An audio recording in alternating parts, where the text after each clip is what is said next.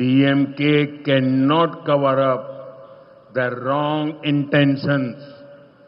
I want to tell the DMK that people know your black deeds. You cannot escape your black deeds any longer.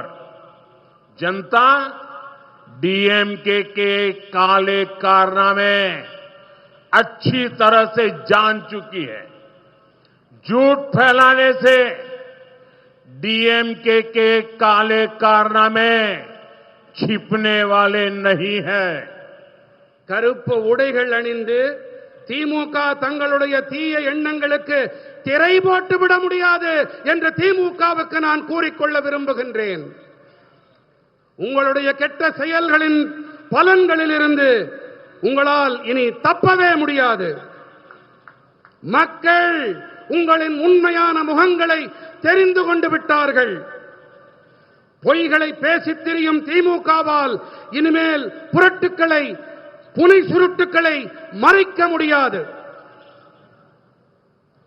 और मैं तमिलनाडु की जनता को assure करता हूं, I assure you all that this is nothing the end of our fight. This is just the beginning. BJP और NDA आपके अधिकारों के लिए संघर्ष करते रहेंगे. தமிழர்களே, உங்களுக்கு நான் ஒன்று உறுதிபட கூறிக்கொள்ள விரும்புகின்றேன். இது எங்களுடைய போராட்டத்தின் முடிவு அல்ல, இது தொடக்கம்தான். பிஜேபியும் தேசிய ஜனநாயக கூட்டணியும் உங்களுடைய உரிமைகளுக்காக தொடர்ந்து போராடி வருவார்கள். இது என்னுடைய உறுதிப்பாடு. इस कार्यक्रम के बाद आज रात को 8:30 बजे 8:30 मैं राष्ट्र के नाम अपनी बात बताने वाला हूं. इस विषय पर मैं विस्तार से चर्चा करने वाला हूं. இந்த நிகழ்ச்சி நிறைவடைந்த பிறகு இன்று இரவு 8:30 மணி அளவிலே நான் நாட்டு மக்களிடம் உரையாற்ற விரும்புகின்றேன். இந்த விஷயம் குறித்து விரிவாக நான் நாட்டு மக்களிடம் பகிர்ந்து கொள்ள இருக்கிறேன். அனைவரும் தவறாது கேளுங்கள். Today, DMK had no achievement to showcase, no real issues to raise. That is why they resorted to spreading false fears about a reduction in Tamil Nadu seats. DMK had said earlier that current proportional representation must be maintained. और हमने इसी का प्रस्ताव भी दिया था, लेकिन अब इन लोगों ने यू टर्न कर लिया. இன்று பெருமையாக சொல்லிக்கொள்ள திமுகவிடம் எந்த சாதனைகளும் கிடையாது. குற்றம் சொல்ல உண்மையான எந்த பிரச்சனைகளும் இல்லை. அதனால்தான் தமிழ்நாட்டின் இருக்கைகள் குறைப்பு பற்றி பொய்யான பயங்களை பரப்ப தொடங்கி இருக்கின்றார்கள். தற்போது இருக்கும் விகிதாச்சார அடிப்படையிலான பிரதிநிதித்துவம் தக்க வைக்கப்பட வேண்டும் என்று திமுக முன்பு கூறியது. நாங்கள் இதன் அடிப்படையில் தான் மசோதாவை முன்வைத்தோம். ஆனால் அப்போது ஒன்ன சொன்னாங்க, இப்போது மாற்றி பேசுகிறார்கள். Why does it trouble DMK and Congress to see ordinary women rights? This one family parties want power to remain confined within their own families.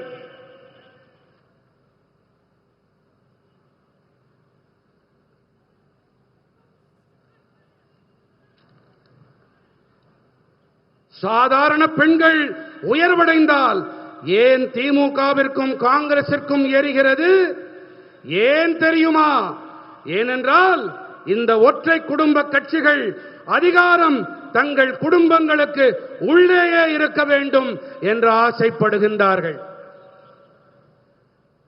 आज तमिलनाडु में महिलाएं और यहां तक कि छोटी बच्चियां भी क्रिमिनल से सुरक्षित नहीं है.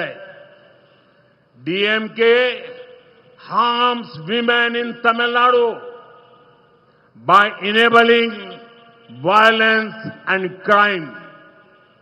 They do not stand with women in parliament either.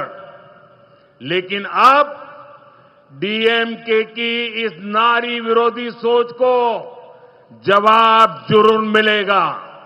இன்று தமிழ்நாட்டிலே பெண்களாகட்டும் ஏன் சின்ன குழந்தைகளாகட்டும் குற்றவாளிகளால் பாதுகாப்பில்லாமல் இருக்கின்றார்கள்.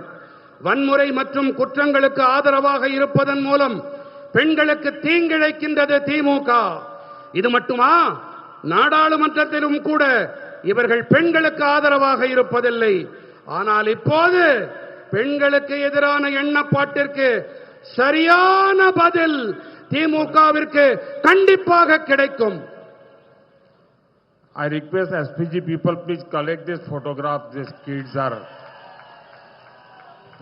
அங்கே வெளிப்படுத்தப்படும் புகைப்படங்களை எஸ்பிஜி நண்பர்கள் அதை கொண்டு வந்து தருமாறு கேட்டுக்கொள்ளுகின்றேன்.